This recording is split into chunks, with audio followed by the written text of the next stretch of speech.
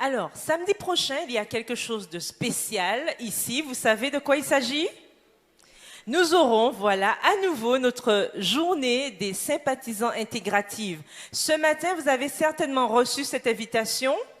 Est-ce que tout le monde a reçu au moins une invitation? Non, pas encore. Donc, les diacres vont se charger de vous les remettre un peu plus tard. Donc, vous avez des invitations que vous pourrez remettre à vos amis, d'accord? Ça ressemble à ça. Vous pourrez remettre à vos amis afin qu'ils puissent, la semaine prochaine, venir aussi partager un moment de joie avec nous. Donc, samedi prochain, 4 mai, JSI, pensez à inviter vos amis, mais aussi vos ennemis.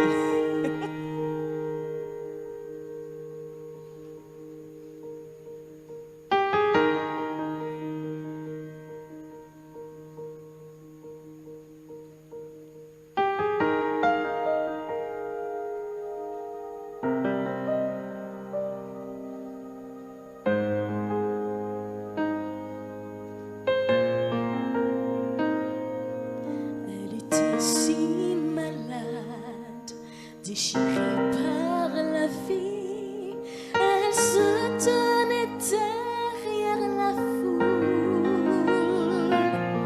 car elle avait entendu qu'il devait venir. Elle voulait s'approcher et toucher son vêtement. Comme elle s'approchait, sa foi grandissait. Au fond de son cœur, elle croyait que son temps était venu. Elle poussait de tous côtés, de toute sa force pour aller vers lui. La foi peut accomplir ce que ton cœur désire. Une âme assoiffée à la source de vie. La foi peut accomplir ce que ton cœur désire. Ton cœur a besoin de ce que seulement la foi accomplit. Ceux qui cherchent le trouvent, c'est ce que la Bible dit. Elle seule révèle la vérité. Alors n'aie pas peur, ses promesses sont vraies.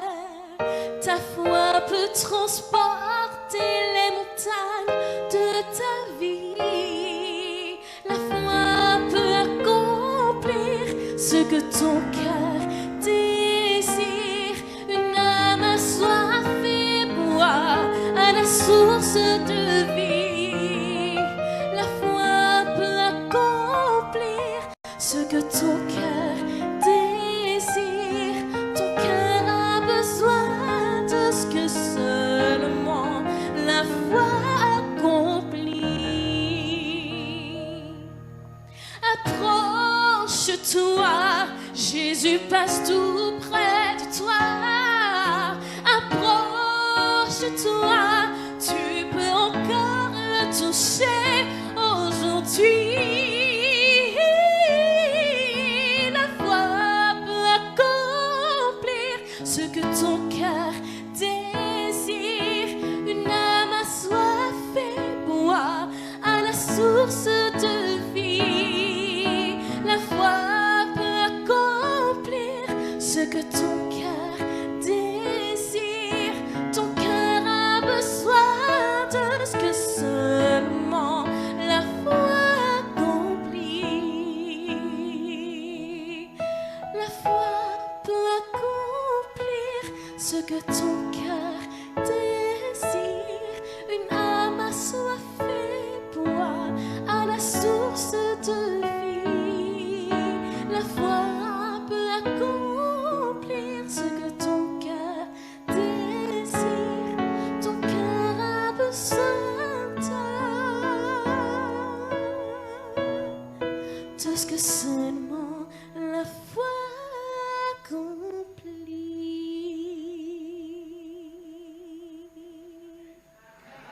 Alors bonjour et bon sabbat à nouveau.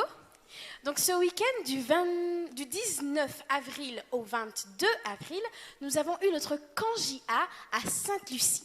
Donc je voudrais, au nom de tout le département JA, toute la jeunesse d'Oreb, vous remercier pour vos prières, votre soutien surtout. Et je veux lancer un remerciement tout particulier à Charles et Carole. Ils m'ont dit, Naomi, ne dis rien. Mais oui, Charles et Carole, un grand merci. Je ne dirai pas pourquoi, ils le savent. Mais en tous les cas, les personnes qui nous ont entourés ont vraiment été placées par Dieu. Et Dieu a pris la main pendant ce voyage. Donc, merci encore à chacun d'entre vous. Donc, je vous laisserai apprécier une vidéo qui a été réalisée par Anaïs, que nous remercions infiniment, qui a travaillé jusqu'à 2h du matin hier. Okay.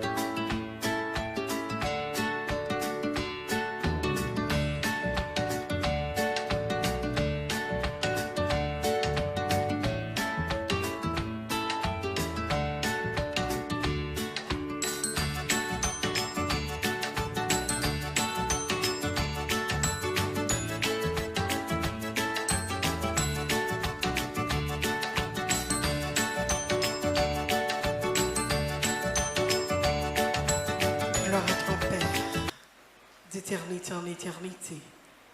Tu es digne d'être élevé, d'être loué pour tout ce que tu es, pour tout ce que tu fais et pour tout ce que tu feras pour nous. Ce matin, nous voulons t'offrir un culte de tout notre cœur. Continue de nous bénir, continue de t'élever et de vivre en nous et pour nous. Au nom de Jésus, nous t'en prions. Dieu Tout-Puissant, Dieu bienfaisant, moi-même et les officiers, amis visiteurs, bienvenue au nom de notre Seigneur Jésus-Christ. Que la paix de Dieu soit avec vous. C'est Beauchamp. À votre gauche, il y avait Yannick, Henri, Gémina, Louis-Ferdinand, Anaïs Merlin, Sabrina Sinaman. Je me présente, frère Charles Saint-Louis, responsable de communication ici à l'église d'Oreb. Il y a beaucoup de visiteurs ce matin. Je n'ai pas salué tout le monde ici sous la chaire, sinon je prendrai la place de celle qui doit partager avec nous ce message. Je vous la présente. Elle a étudié à Andrews. Et un jour, elle a reçu un appel de la Confédération du Canada à venir pour diriger les églises. Elle est responsable au niveau de cette fédération du ministère de la prière et elle a la charge d'une église, l'église de Béthanie à Montréal, Québec. En ce matin, c'est avec grand joie et plaisir que je vous présente Pasteur Esther Paul-Émile. Bienvenue à toi, que le Seigneur te bénisse. Elle a eu le plaisir d'être avec nous les mercredis 10 et 17 avril ici pour partager la parole de Dieu. Et aujourd'hui, avant de partir, elle a un message spécial pour nous. Le titre, les 6 mots. Texte de base, Matthieu 9, versets 27 à 31. J'espère que les enfants ont noté. Écoutons-la et que le Seigneur nous bénisse par ses paroles. Bienvenue à toi.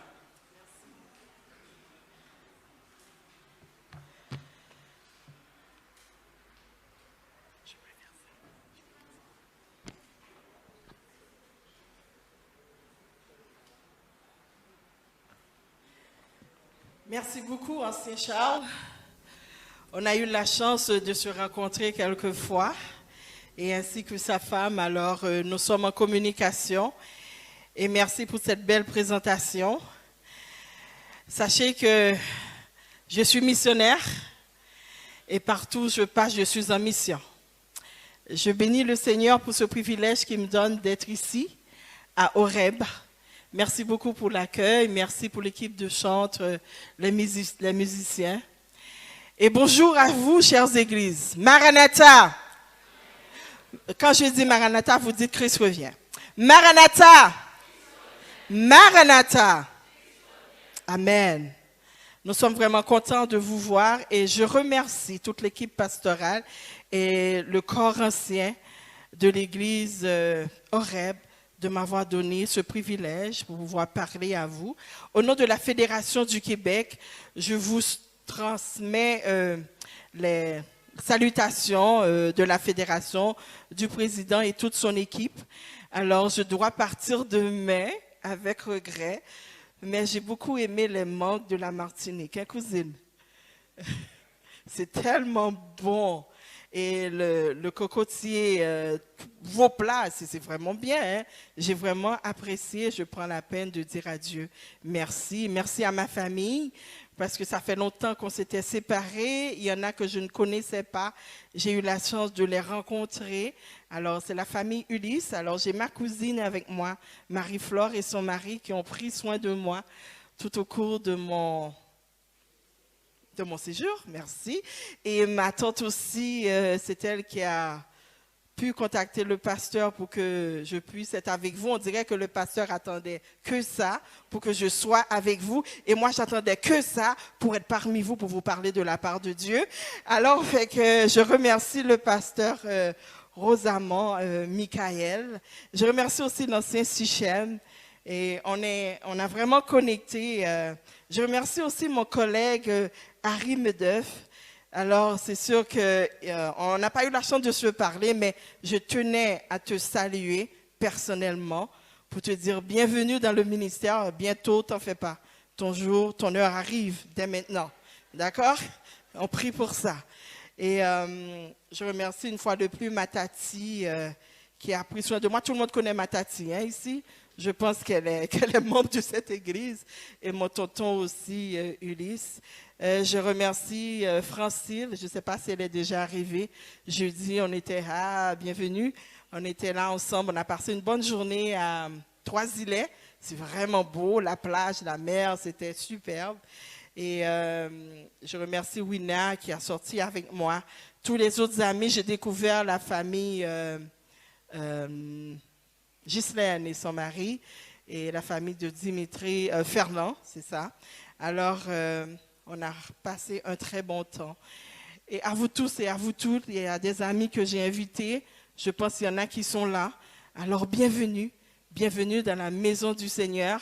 Et à vous qui nous écoutez sur le net, aujourd'hui, on n'a pas une formule magique à vous donner parce que nous ne croyons pas dans la magie, mais nous croyons dans la parole du Seigneur. Et quand Dieu parle, il parle avec puissance et sa parole agit toujours. Et aujourd'hui, nous allons découvrir les 6 mots que Dieu a pour nous. Et lorsqu'on est dépassé par les difficultés de la vie, Nous avons jusqu'à dire ces 6 mots et je vous garantis que le Seigneur va vous répondre. Alors, je vous demanderai d'ouvrir votre Bible avec moi dans Matthieu, chapitre 9, versets 27 à 31. Et gardez votre Bible parce qu'on va vraiment utiliser la Bible aujourd'hui. Et je demande à celui qui projette les versets de le faire parce qu'on en a pas mal aujourd'hui. On va juste prêcher dans la Bible. Matthieu, chapitre 9, versets 27 à 31.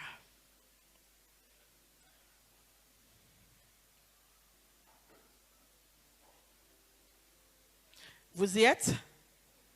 OK, on va le lire ensemble.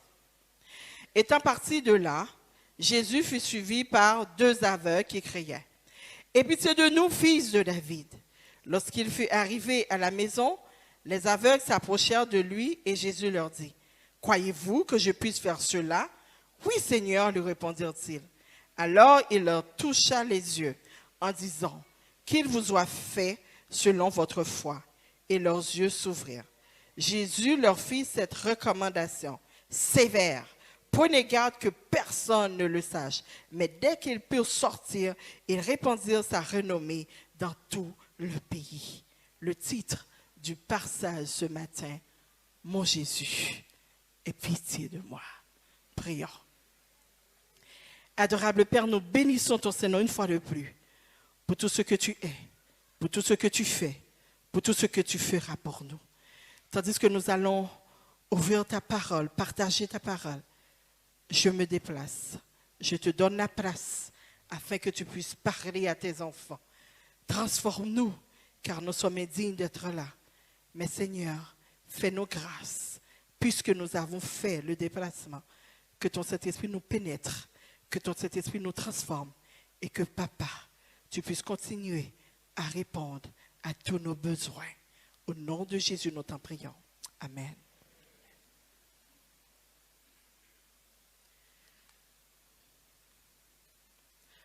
Mon Jésus, aie pitié de moi. Cela a été connu que Alphonse Capone, l'un des plus célèbres gangsters américains du XXe siècle, il fut le parrain de la mafia de Chicago de 1925 à 1932. Il est né le 25 janvier 1899 à Brooklyn, New York. À l'âge de 14 ans, il quitte l'école. Il change son nom en Scarface. Il est mort le 25 janvier 1947. Qui est Alphonse? C'est un personnage emblématique de l'essor du crime organisé dans les États-Unis.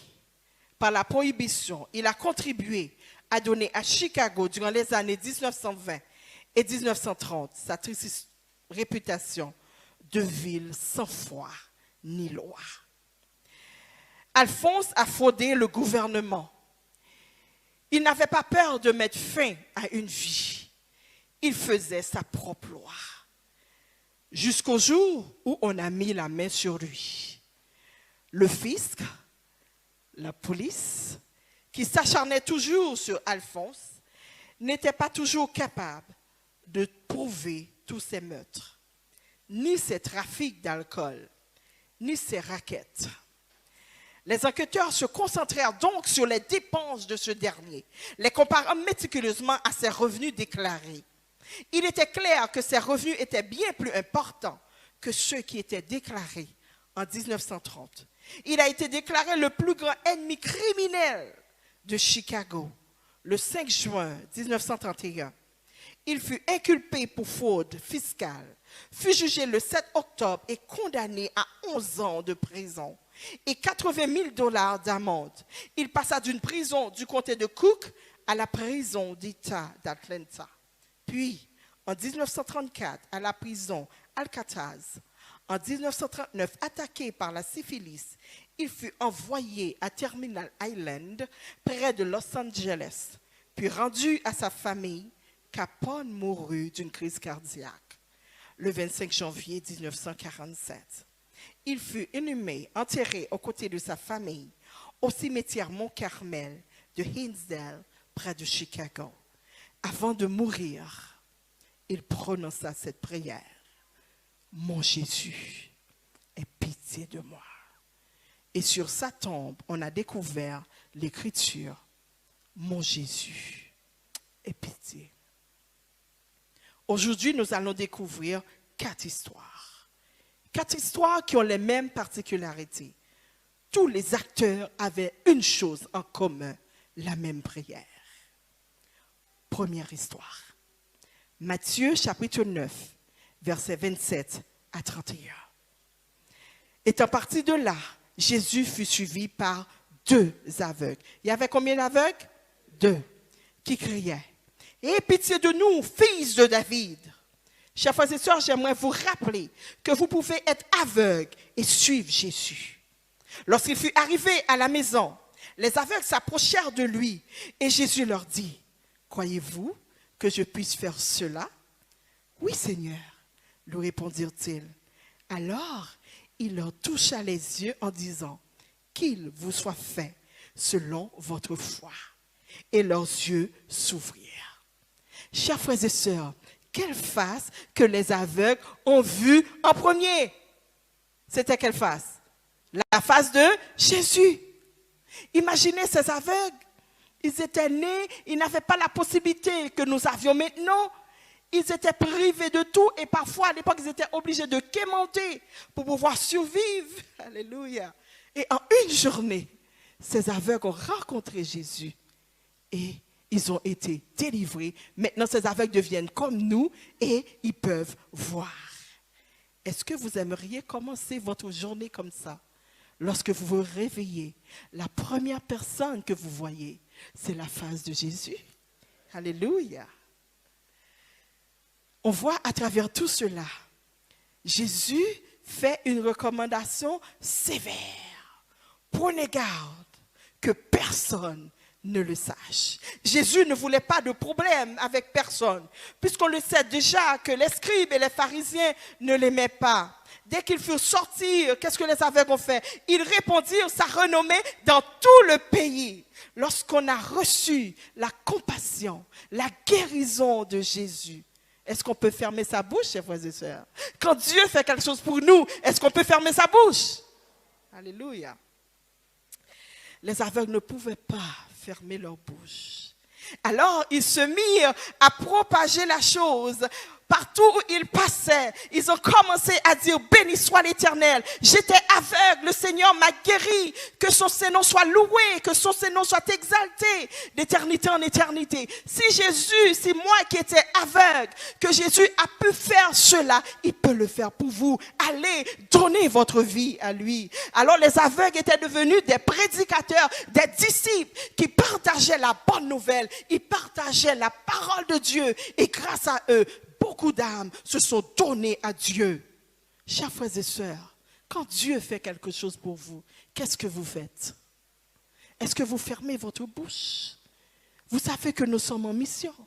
Jésus revient très bientôt. Et Jésus, je sais que chaque personne ici a un témoignage, n'est-ce pas? Mais à travers ce témoignage, est-ce que vous avez amené quelqu'un à Dieu? Parce que n'oubliez pas, quand Dieu fait quelque chose pour vous, c'est pour aller le dire aux autres que le Seigneur existe encore et il est encore capable de faire des choses pour ses enfants. Deuxième histoire. Matthieu chapitre 15, versets 21 à 28. Matthieu chapitre 15, versets 21 à 28. Est-ce qu'on peut le projeter, s'il vous plaît? Matthieu 15, versets 21 à 28. Jésus étant parti de là, se retira dans le territoire de Tyr et de Sidon. Et voici une femme cananéenne, une femme païenne, une femme qui n'est pas chrétienne.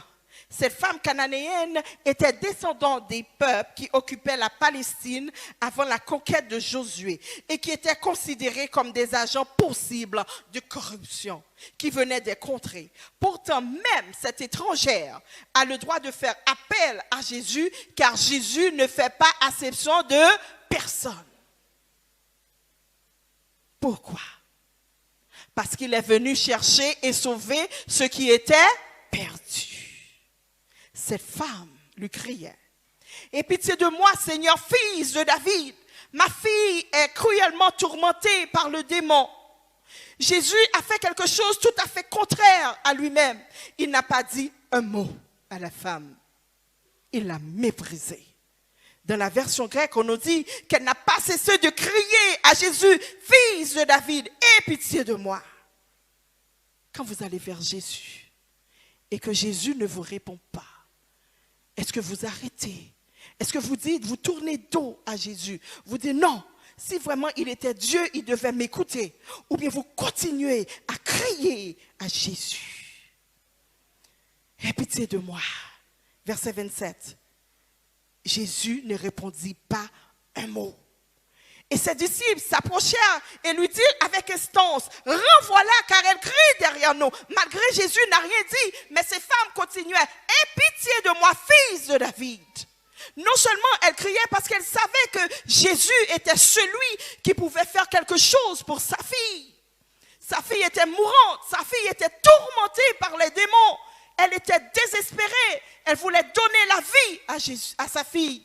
Mais elle a entendu parler de Jésus. Elle dit, si Jésus peut faire des choses extraordinaires pour les choses, moi je veux avoir ma part de bénédiction. Verset 24. Il répondit, Jésus dit, je n'ai été envoyé qu'aux brebis perdues de la maison d'Israël. Qu'est-ce que Jésus est en train de dire? Est-ce qu'il est en train de parler aux disciples? Est-ce qu'il est en train de parler à la femme? Est-ce qu'il est en train de parler au peuple d'Israël? Je ne peux pas vous donner la réponse. Mais tandis que Jésus a dit ça à la femme, mais elle veut se prosterner. Elle s'est mise à adorer Jésus en levant les mains et s'agenouillant devant lui, disant, secours-moi, aie pitié de moi.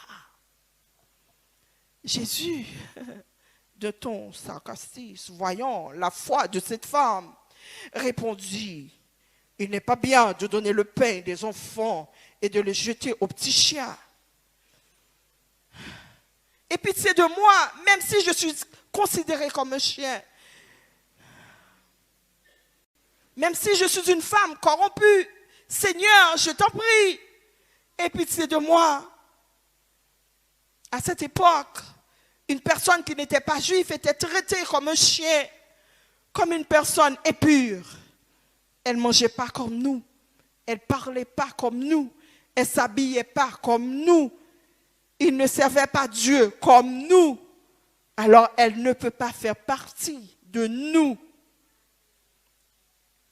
27. Oui, Seigneur, dit-elle.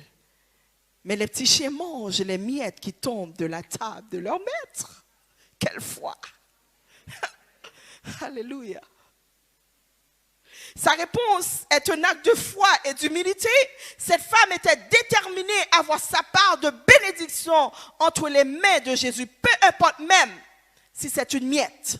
Car une miette avait une importance à ses yeux, parce qu'elle était venue devant son maître, son créateur, le roi des rois, le seigneur des seigneurs, le Dieu tout-puissant, le pourvoyeur par excellence. Elle n'avait pas pris les réponses de Jésus comme un rejet. Elle savait que Jésus était différent des autres. Chers frères et sœurs, quelle est votre perception de Jésus? Jésus aussi faisait cela pour démontrer aux autres comment la foi de cette femme était grande. Beaucoup de ceux qui marchaient avec lui n'avaient pas une foi aussi grande. Verset 28. Alors Jésus lui dit, femme, ta foi est grande. Qu'il te soit fait comme tu veux. Et alors même, sa fille fut guérie. Chers frères et sœurs, j'aimerais vous rappeler que la distance n'a pas d'importance pour Jésus. Jésus n'était pas à côté de cette femme, de l'enfant. Je veux dire, mais l'enfant fut guéri. Quand Jésus parle, aussitôt dit et aussitôt fait. Chers amis, chers frères et sœurs, nous servons un grand Dieu tout-puissant. Il n'est pas limité. Jésus n'est pas limité. Nous limitons Jésus, mais Jésus n'est pas limité. Nous servons un Dieu extraordinaire. C'est important d'agir notre foi, car la foi fait tomber sous nos yeux les plus fortes murailles. La foi nous rend victorieux et gagner des batailles. Quand vous êtes en difficulté, criez à Jésus. Faites comme cette femme. Fils de David, aie pitié de moi. Voulez-vous le dire avec moi? Fils de David, aie pitié. Encore, fils de David, aie pitié de moi. Troisième histoire. Matthieu 17, versets 14 à 16.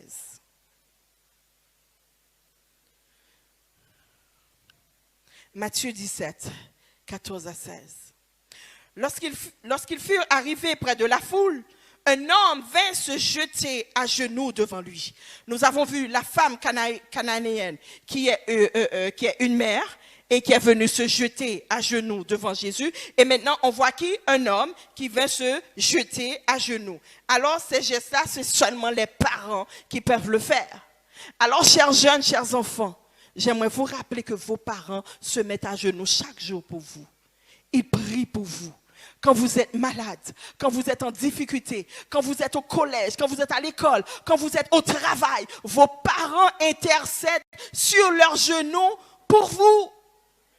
Que soit votre père ou votre mère, parce qu'ils prient pour vous. Quand vous êtes en difficulté, quand vous souffrez, vos parents souffrent aussi, parce qu'ils vous aiment. Et ils vous élèvent à tous les jours à Dieu, parce qu'ils savent que à un moment donné, ils ne peuvent rien faire pour vous, mais ils savent que Dieu peut faire quelque chose pour vous. Oh, ce père a été voir Jésus au verset 15. Seigneur, aie pitié de mon fils qui est lunatique et qui souffre cruellement. L'enfant aussi était possédé par des démons. Il tombe souvent dans le feu et souvent dans l'eau. Je l'ai amené à tes disciples et n'ont pas pu le guérir. On voit le père était tellement désespéré. Il ne savait pas quoi faire. Mais il a entendu parler de Jésus. Il dit, moi aussi, je vais aller voir ce Jésus pour qu'il fasse quelque chose pour mon fils. Allez-y dans Marc chapitre 9, versets 20 à 27, on va voir la continuité de l'histoire. Marc chapitre 9, versets 20 à 27. Marc chapitre 9, 20 à 27. Et aussitôt que l'enfant vit Jésus, l'esprit l'agita avec violence. Il tomba par terre et se roulait en écumant. Satan ne peut pas rester devant la lumière, il ne peut pas se tenir debout devant la puissance de Jésus. Parce que Jésus est son maître. Alors quand il a vu Jésus, qu'est-ce qu'il a fait? Il a jeté l'enfant par terre. Alors, on voit que Jésus qui va poser la question comme un médecin. Au verset 21, Jésus demanda au Père, combien y a-t-il de temps que cela lui arrive? Et le Père dit, depuis son enfance. Au verset 22, et souvent l'Esprit l'a jeté dans le feu et dans l'eau pour le faire périr. Mais si tu peux quelque chose, viens à notre secours, aie compassion de nous. Jésus lui dit, si tu peux, tout est possible à celui qui croit. Tout est possible à celui qui croit. Immédiatement, on a dit aussitôt, le père de l'enfant s'écria. Est-ce qu'il y a des parents ici? Levez la main, les parents. Tous les parents, levez vos mains. Merci. Les parents savent c'est quoi pleurer. Les pleurs d'un parent est un signe de désespoir. Le père ne savait pas quoi faire dans cette situation et il a commencé à pleurer. En pleurant, il a touché le cœur sensible, la corde sensible de Jésus. Jésus est sensible à nos cris, chers amis. Jésus est sensible à nos cris, les parents. Jésus est sensible à nos cris, chers jeunes. Car quand un malheureux crie, l'Éternel entend et il le sauve de toute sa détresse. Quelle est ta détresse aujourd'hui? Jésus veut entendre tes cris et il veut te délivrer. C'est dur de voir un homme pleurer. C'est pas beau de voir un homme pleurer parce que nous, les femmes, on est habitués. Hein? Mais quand un homme pleure, c'est vraiment dur. Hein? Et c'est pas beau. Hein? On voit les parents qui pleurent. Moi, je trouve ça laid, hein, en tout cas. Mais par contre, cet homme, il a pleuré. il a été vers Jésus. En passant, les hommes, c'est correct de pleurer, ok? C'est tout à fait correct de pleurer. Au lieu de frapper le mur, au lieu de frapper quelqu'un, pleurez. Parce que ça fait du bien après. On est bien. Alors c'est pour ça que quand les femmes pleurent après, elles sont correctes. Alors vous avez aussi le droit de pleurer. Quand ça vous fait mal, pleurez.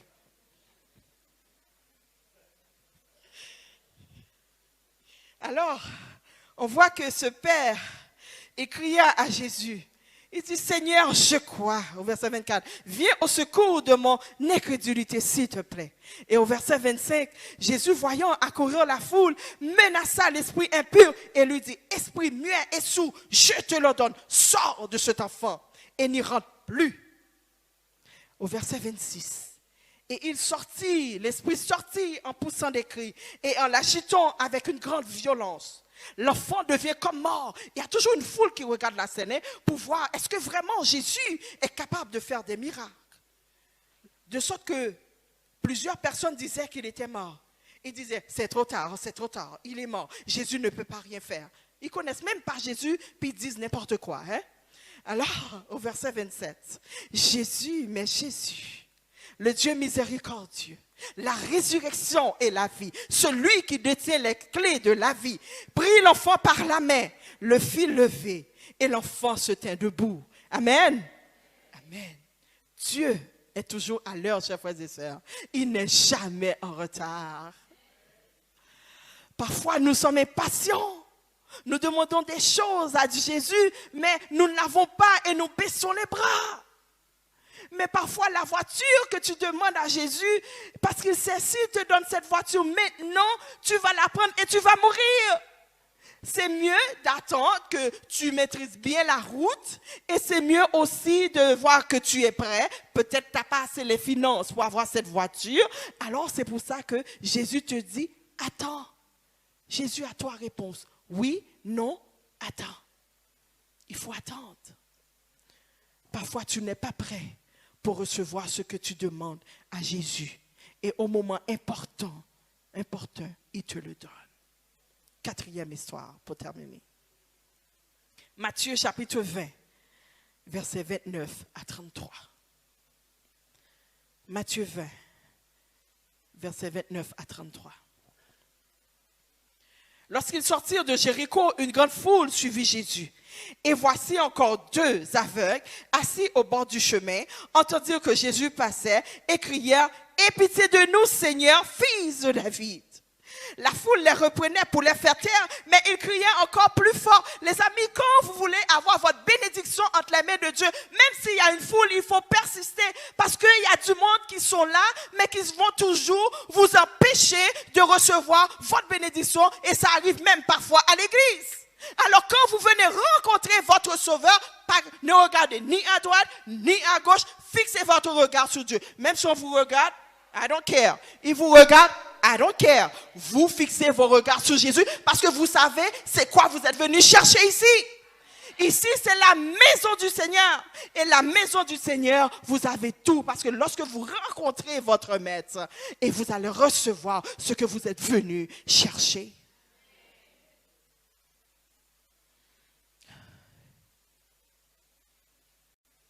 La foule continuait à les reprendre. Et ils ont continué à crier. Aie pitié de nous, Seigneur, fils de David. Ils ont crié une fois et la foule leur dit encore de se taire, mais ils continuent de crier. Même à travers la foule, Jésus a entendu leurs cris. La foule n'est pas un obstacle pour Jésus. Et là, en tant qu'enfant de Dieu, la foule ne devait pas être un obstacle pour vous. 32. Jésus s'arrêta, les appela et dit, que voulez-vous que je fasse?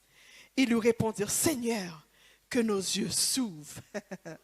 Ému de compassion, Jésus toucha leurs yeux et aussitôt, ils recouvrèrent la vue et le suivirent. Si vous étiez ces aveugles, est-ce que vous alliez continuer à suivre Jésus? Chers amis, chers frères et sœurs, 4 histoires, la même prière. Et c'est la même prière que le gangster Alphonse fit au Seigneur juste avant de mourir. Mon Jésus, aie pitié de moi. Je voudrais que vous inscriviez votre prière quelque part pour ne jamais l'oublier. Quelle est la prière, chers amis? Tournez-vous votre voisin et dites cette prière. Cette prière veut dire, mon Jésus, ne me donne pas ce que je désire, mais donne-moi ce que je ne mérite pas. Je sais ce que je désire, mais donne-moi ce que je ne mérite pas. Quand je dois faire cette prière, quand je ne peux pas voir, quand je ne peux plus supporter, c'est là qu'il faut faire cette prière.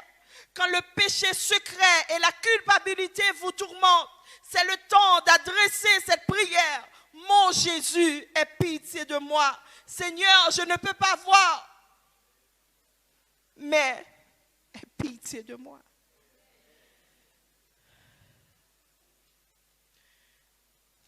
Vous vous rappelez de Pierre, marchant sur l'eau, il avait enlevé son attention sur Jésus et il a commencé à s'enfoncer.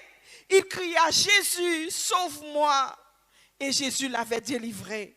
C'est la même prière, chers amis. Mon Jésus, aie pitié de moi. Quand je dois faire cette prière, quand je ne peux pas voir, quand je ne peux plus supporter, c'est là qu'il faut faire cette prière. Quand il n'y a personne disponible pour moi, quand je suis en difficulté, j'appelle ma mère, elle n'est pas disponible. J'appelle mon père, il n'est pas disponible. J'appelle mon mari, il n'est pas disponible. J'appelle mes amis, j'appelle mon épouse, j'appelle mes enfants, ils ne sont pas disponibles pour moi. Mais Dieu est toujours disponible pour nous 24 sur 24. Il a un cellulaire qui n'est jamais fermé. Faites comme cette femme cananéenne. Adressez cette prière à Jésus quand vous êtes malade, quand vous avez reçu une mauvaise nouvelle, quand les enfants vous donnent des problèmes, quand vous êtes persécuté par Satan, quand vous êtes déprimé, quand vous cherchez du travail, quand vous allez voir un officier d'immigration, quand vous êtes en train de couler à l'école, quand vous viviez un divorce, quand vous êtes déconnecté. Moi, ce Dieu-là, je ne veux rien savoir. Quand vous faites face à la tentation, quand vous voulez avoir un mari, quand vous voulez avoir un enfant, quand vous voulez avoir une épouse, quand vous voulez avoir un époux, et j'en passe, vous devez faire cette prière. Mon Jésus, aie pitié de moi. Quand je dois faire cette prière, quand je ne peux pas voir, quand je ne peux plus supporter, quand je ne peux plus croire, comme la troisième histoire, le père qui ne croyait pas, mais il dit, Jésus, aide-moi à croire.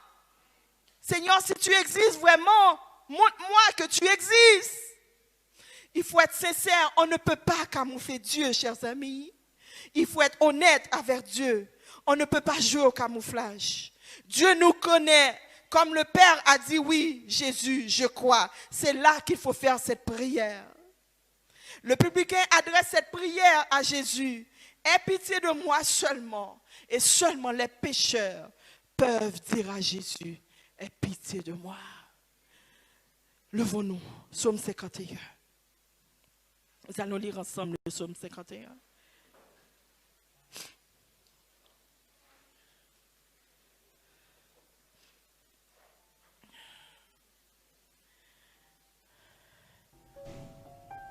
Oh Dieu, ensemble, aie pitié de moi.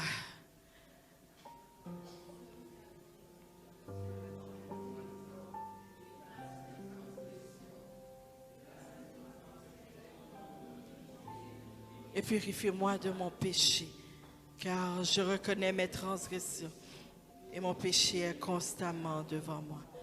J'ai péché contre toi seul et j'ai fait ce qui est mal à tes yeux, en sorte que tu seras juste dans ta sentence, sans reproche dans ton jugement.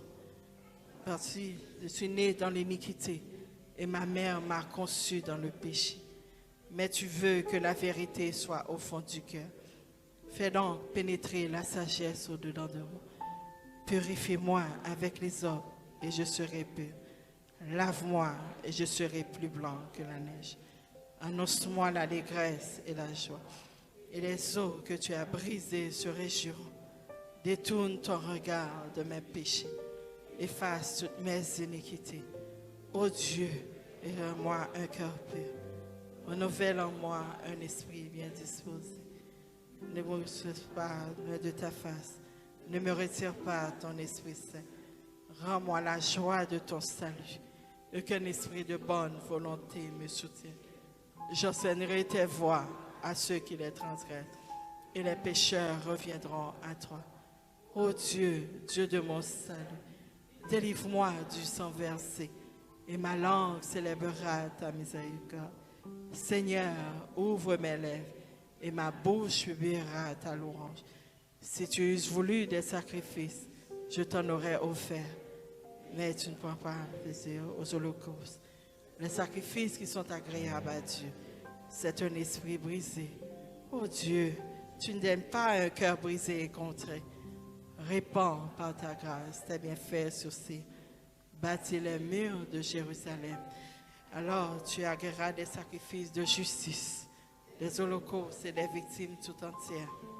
Alors on offrira des eaux sur ton autel. Amen. Est-ce qu'il y a une personne ou des personnes dans cette salle qui voudraient faire cette prière avec moi? Si c'est votre désir, venez devant. Tandis que les chants vont faire le chant d'appel. 372, invoque-moi du sein de la détresse. Mon bras puissant te sauvera. Je vous inviterai à venir devant. Tandis que nous allons prier ensemble. Quels que soient les problèmes, quelles que soient les difficultés, quelle que soit la tentation que tu vis en ce moment. Si tu n'as même pas la force de croire en Dieu, de croire que Dieu a un plan pour toi, je te garantis aujourd'hui, je le ressens. Je ressens la présence de Dieu dans cette salle. Il veut intervenir dans ta vie. Il veut faire quelque chose pour toi. Qui que tu sois, chrétien ou pas, la porte est ouverte à tous. Car le royaume de Dieu est offert à tous. Car Dieu a un plan pour chacun de nous. Un plan pour la famille. Un plan pour les enfants. Un plan pour te délivrer des pièges de l'ennemi. Car Dieu est fidèle. Il ne ment jamais.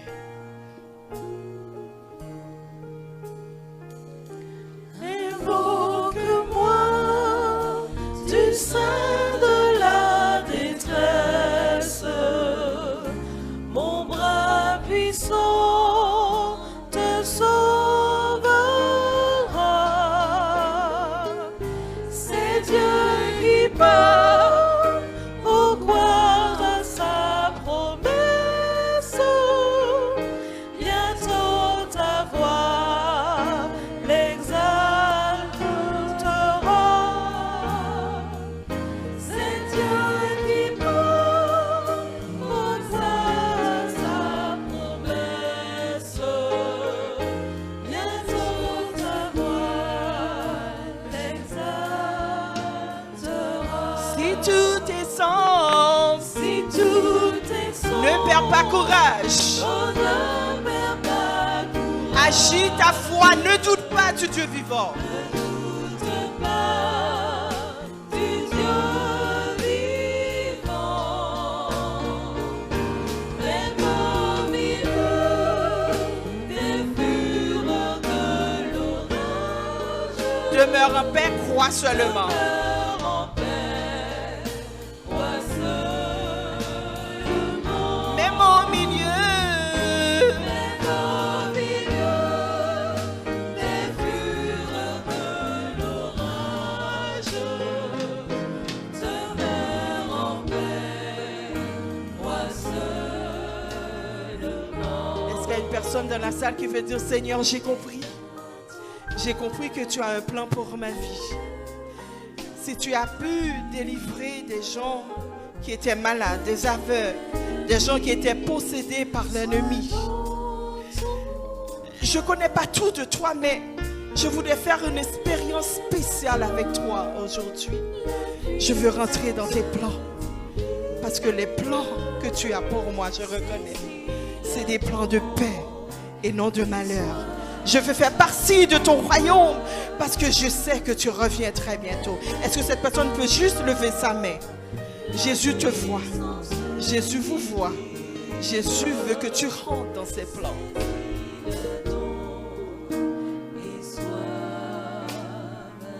Jamais, jamais, chantez les amis. Dieu qui fit la promesse ne manque pas. de l'accomplir. Que son enfant, sauvé de la détresse, ne manque pas de l'heure bénie. que son enfant, Sauvé de la détresse, ne manque pas de l'heure bénie. ceux qui peuvent s'agenouiller pourront le faire. Ceux qui ne peuvent pas peuvent rester debout. Nous allons agir notre foi ce midi. Le Saint-Esprit est là, il veut faire un travail dans ce lieu. Il veut faire un travail dans le cœur de ses enfants. Il voit la souffrance. Il voit la souffrance de ses enfants. Mais aujourd'hui, Jésus veut te donner la paix. Jésus veut te donner la joie. Jésus veut te donner la guérison. Agissez votre foi. Je vais prier par la suite.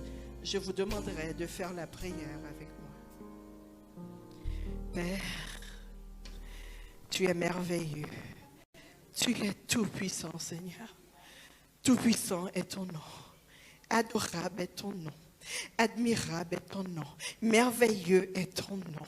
Alpha, Oméga, le commencement et la fin. Le je suis, le I am. Et nous savons que tu es là. Nous savons que tu t'es manifesté, que tu vas continuer à te manifester dans la vie de tes enfants. Tes enfants sont venus devant toi comme des brebis égarées. Ils sont venus vers leur berger parce qu'ils savent, Seigneur, que toi-même seul, tu peux faire quelque chose pour eux en ce moment.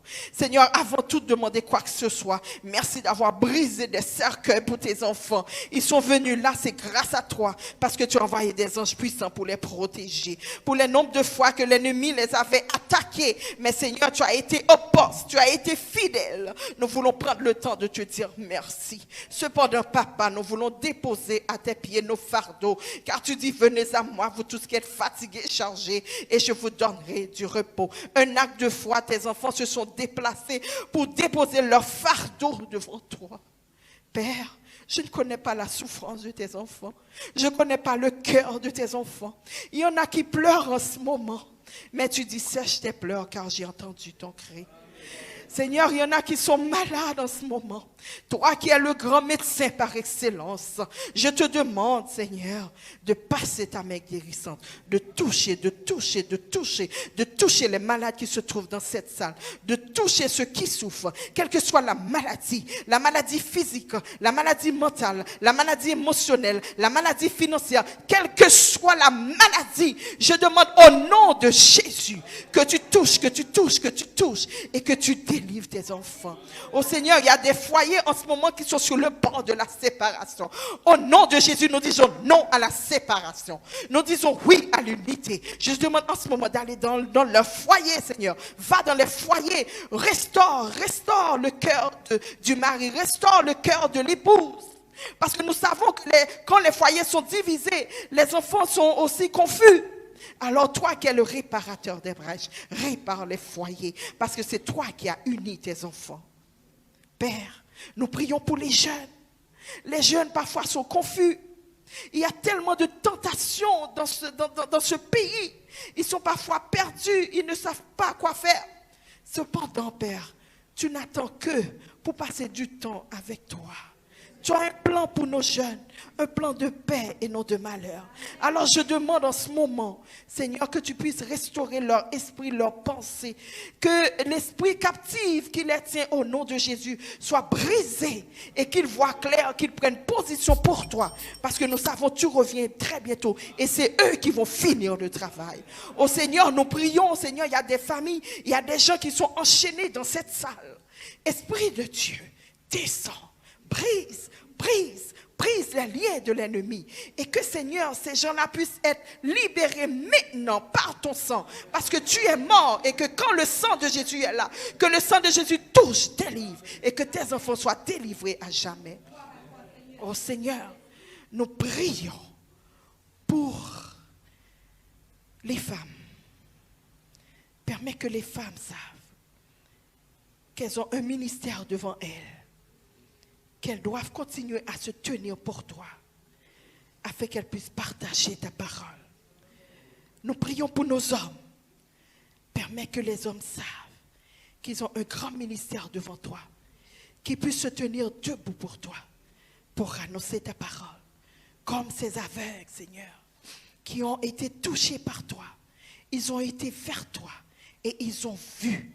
Seigneur, ouvre nos yeux afin que nous puissions voir. Parfois, nous ne voyons pas. Nous sommes confus. Mais Seigneur, si tu nous touches, nous allons avoir les yeux de l'Esprit afin que nous puissions marcher par l'Esprit, parler par l'Esprit. Seigneur, il y a des familles en ce moment. La femme voudrait que son mari se donne à toi. Le mari voudrait que sa femme se donne à toi. Mais permets qu'au Dieu, que ces hommes et ces femmes puissent être un modèle. À travers eux aujourd'hui, le mari ou la femme va se donner à toi au nom de Jésus de Nazareth. Au Seigneur, il y a des couples qui sont mariés, qui n'ont pas encore d'enfants. Mais toi, Seigneur, c'est toi qui donnes. Alors je te demande d'aller toucher le rhume de la femme, comme tu l'avais fait, Seigneur, pour le père de Jean-Baptiste, qui, Seigneur, n'avait pas d'enfant. Élisabeth était stérile. Mais Seigneur, tu as touché son ventre. Elle a eu son enfant. Mais tu peux le faire aussi pour tes enfants. Oh Seigneur, tu connais les besoins de l'Église. Nos amis visiteurs sont venus là, Seigneur. Tu connais leur haut, tu connais leur bas. Je te demande de toucher nos amis visiteurs, de leur donner un témoignage pour toi. Parce que s'ils sont venus vers toi, ils ont besoin de leur part de bénédiction. Bénis-leur, Seigneur, bénis-leur. Ne permets pas que c'est la dernière fois qu'ils viennent, mais déjà l'Église les adopte. Désormais, ils font partie de l'Église d'Horeb. Parce que ici, c'est la maison du Seigneur. Donc, Seigneur, nous prions pour cette communauté qui touche. Et c'est une église, Seigneur. Cette église est là chaque samedi. Mais on ne voit pas qu'il n'y a pas assez de personnes de la communauté qui viennent. Que le Saint-Esprit aille, continue de toucher la communauté. Que tu brises l'esprit d'entendement, l'esprit d'aveuglement. Que ces gens-là puissent rentrer au bercail. Parce que Seigneur, tu reviens très bientôt. Nous voulons rentrer à la maison. Esprit de Dieu, va dans cette communauté. Dérange, touche. Permets que ces gens n'ont pas de sommeil. Donne-leur des rêves, donne-leur des visions. Afin qu'ils se donnent à toi et rentrent dans les plans que tu as pour eux. Des plans de paix et des plans de salut. Au Seigneur, je remets l'équipe pastorale, tous les départements, et spécialement le pasteur Rosamond. Seigneur, bénis son ministère, protège-le, protège sa famille, et bénis mon collègue Harry qui n'a pas encore d'emploi. Ouvre les portes pour lui, Seigneur, parce qu'il a étudié, il n'a pas fait ça pour rien. Alors, Seigneur, ouvre les portes pour lui, afin que lui aussi puisse avoir ce témoignage. Au Seigneur, nous ne voulons pas multiplier des choses devant toi, car nous savons que toutes choses concourent au bien de ceux qui aiment Dieu. Bénis-nous, bénis-nous. Tandis que nous allons terminer cette prière et de vive voix, tes enfants vont crier devant toi et dire: mon Jésus, aie pitié de moi. 1, 2, 3. Mon Jésus, aie pitié de moi. Encore, mon Jésus, aie pitié de moi. Encore, mon Jésus, aie pitié de moi. Amen.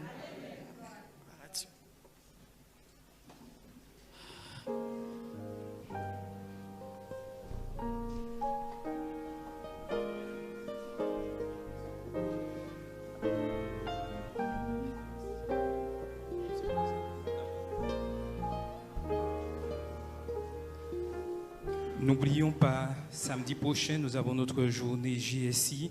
N'oublions pas d'inviter nos amis. Un programme spécial a été préparé. Et juste une mission, j'avais oublié de présenter le frère Barras Frédéric qui nous a fait la bienvenue et l'appel à l'adoration. Que le Seigneur vous bénisse. Amen. Levons-nous pour la bénédiction.